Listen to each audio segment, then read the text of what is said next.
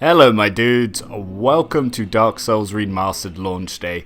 I'm going to be doing a quick little video on just how to get overpowered early. So what I've done is I've started off as a warrior.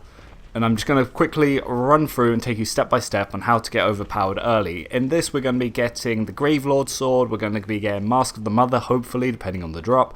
And obviously the Rite of Kindling and a good 20,000 souls staff with some happy leveling. So what you're going to want to do is run straight through the Undead Asylum. Don't worry, I'm going to take you guys every step of the way because there are some little complicated jumps later that can leave you confused if you don't know where they are. So we've got the first bonfire lit. Going to open up through here and just run straight through as you would do on any other run.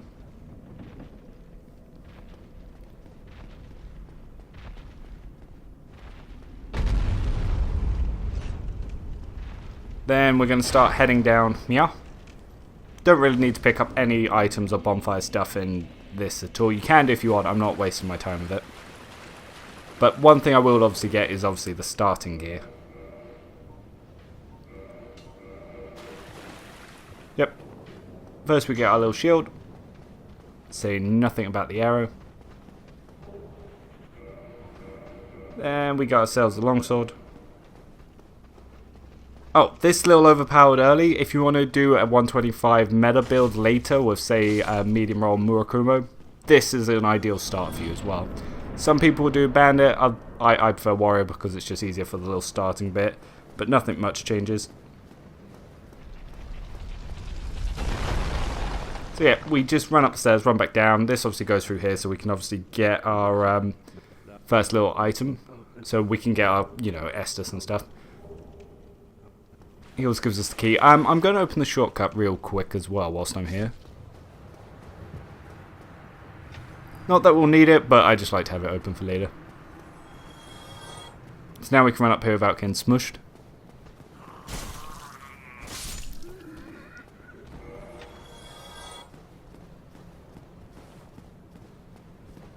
Don't worry, we're not going to do the DSP where he spent like 10 minutes trying to hit those walls.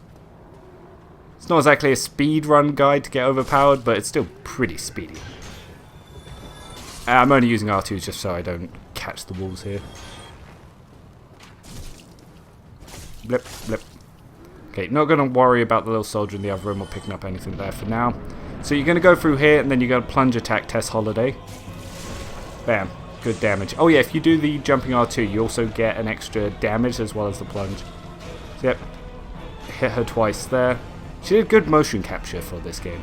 So yeah, if you stick to her left butt cheek, basically when she swings her hammer you'll get pushed around, so it'll never hit you. It's not like later when you fight this Tess and she starts jumping. But yeah, until she starts bouncing, pretty easy way to get this done. So that's the way how you kill her with like no hits. Hell, you don't even really need to roll, you can just go straight to that butt cheek and just stay there.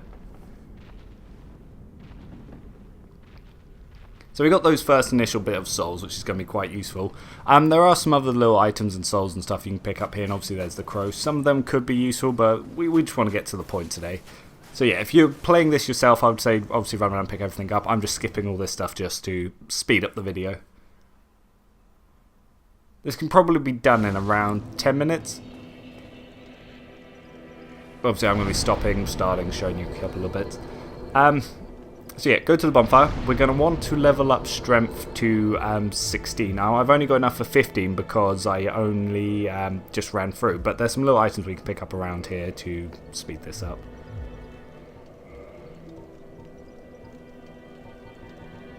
So yeah, just check my inventory. Not really part of the guide, but I'm going to show you where to get some early invasion stuff as well. Because obviously we need to just pick up some souls just to get to that 16 strength.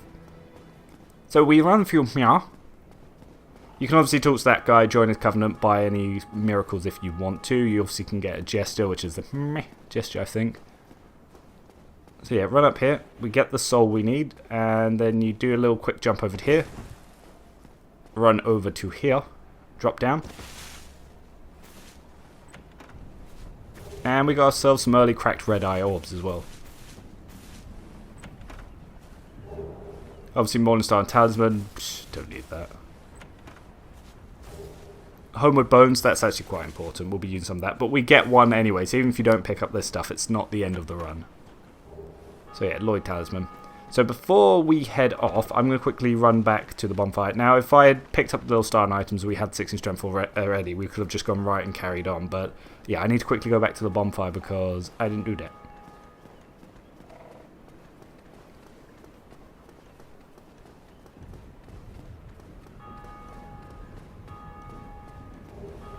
So yeah, there's the other little soul that we wanted. Oh, skeleton chased me.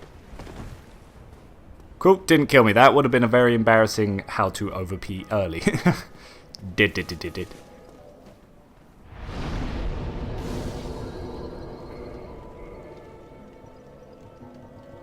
Alrighty, so I'm going to use these souls.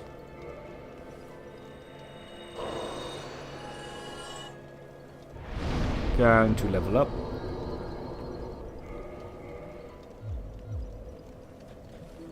Then we're pretty much ready to go. The other thing that you might want to do just before we head off is obviously you want to put those humanities on your belt. I'm going to put the Homeward Bone on there. You don't need to. Now, I'm going to suggest at this point we're going to use one of our humanities and we're going to reverse our hollowing. Can't remember off the top of my head if you need to be human to get summon signs, but you do want to be able to summon something a little bit later for part of this run. So, now we got that, we're all ready to go.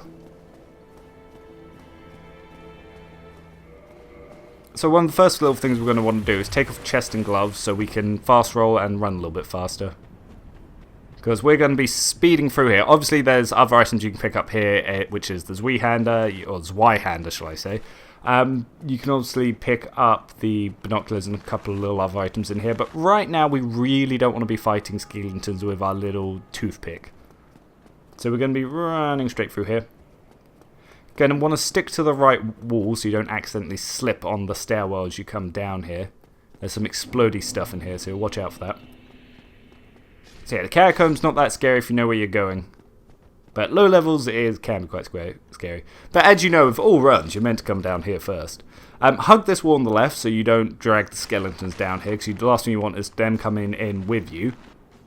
So yeah, you want to get through that bit as quickly as possible and then over to here. Watch out for this guy, you don't want him shooting you on the way out. So we're going to keep our eye on him, wait for him to take a shot. Okay, that's good, avoided it, and now we can go back on. Push past the skeleton here, head left straight away. So this is the bits where you get to some little jumps here. So as you run out here, you'll have this guy who'll either rolling attack or jumping attack you. These boys will do the same, hopefully they won't catch you. Oh, they caught me. Quick little roll there, run round to get to this little edge, don't go through the door.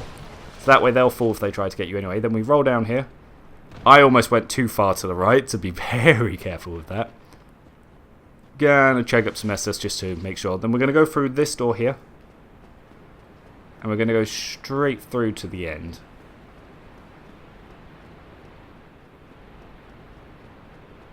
It is a fairly long corridor. Alright, so we're going to come past an open casket. That's where we're going to go in a second, not just yet. First, you want to run past Titanite Demon. I would not suggest fighting it with your toothpick because it has way too much health and it will kill you very easily. But I wanted to get those Eye of Deaths. Now I'm going to let him jump and come to me. Ugh, didn't roll that properly. But anyway, I'm going to run back to the coffin. Now, he can come back, but the reason I went to the back wall was to get him to go as far back as possible. See, he jumped to there, but he's going to de-aggro and he's going to turn around. So once we get taken here, we get taken to Gravelord Nito.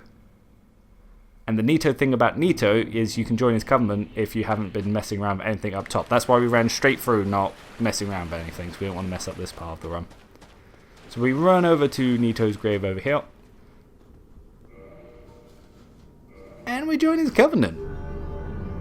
And what do we get for our little efforts?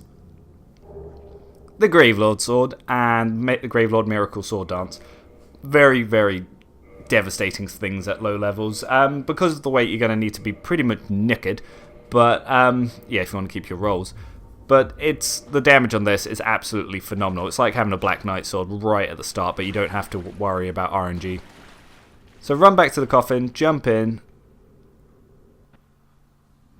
And then we're back out here. Now the R1s in this are fairly slow, so you don't really want to spam it till you have a little bit of poise later, but because of it's a lot of damage early levels, and it also gives you like extra status effects. So low levels, this is very good, and like I said, later it can then work your way towards having yourselves a Murakuma build if that's what you want to do for PvP. It's also pretty good for PvE just because the damage is absolutely phenomenal. Now notice where I jumped there, you have to be careful with the roll, you don't want to overshoot it, but the reason we jumped down here is so we can pick up Leroy. Leroy is very helpful for getting through to the next bit safely.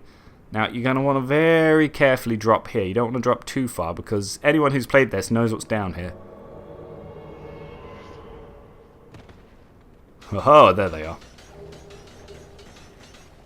Anyway, I'm going to wait for Leroy to drop down so he can come over and distract these guys. Top my health up just a little bit.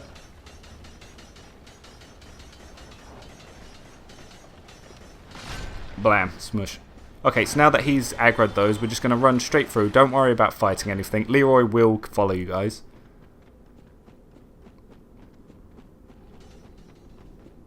And then we come through to here. Now, I'm going to put my armor back on just so I don't get hit, because I don't need to be running. Make sure I'm not fat rolling though once I have it all on. It's on my arm. That's a fat roll. Okay, I'm going to change my hat. Okay, oh, there's Leroy. That's an acceptable roll.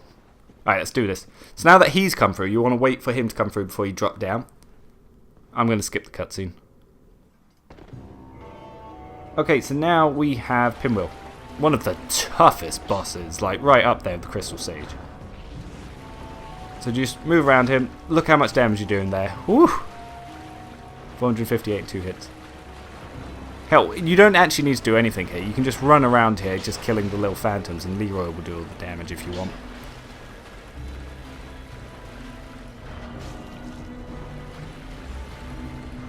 Oh yeah, if you do any tight spaces, like I've got some plans for this sword, but other than just this video, and the thrust attack on the R2 is actually fairly good. Well, for what I intend to use it for, not good in general. Yeah, Pinwheel's practically dead, so let's go over here and just steal the kill. Bang. Done. GG! Nuri. And then we have the rite of kindling, so now we can get our Estus up to plus 15. And Mask of the Mother, so we've got the extra health. So instead of having a life ring in this game, you normally use Mask of the Mother, and then you can quickly swap that along with some other items depending on your build to get extra damage from magic. But yeah. So that's it. We're already overpowered. We've got 15 healing, we've got extra health, and yeah, we're already a super twink. So yeah, now that we're back here, like I said, with this weapon, if you just have a look at some of the damage there, we've got some status effects on this as well, which is quite nice. But yeah, 265 right at the start of the game. Mask of the Mother. We've got invasion items. We've got red eye orbs. We've got homeward bones. We're ready to go. See you on the next time. Reverend 619 out of here.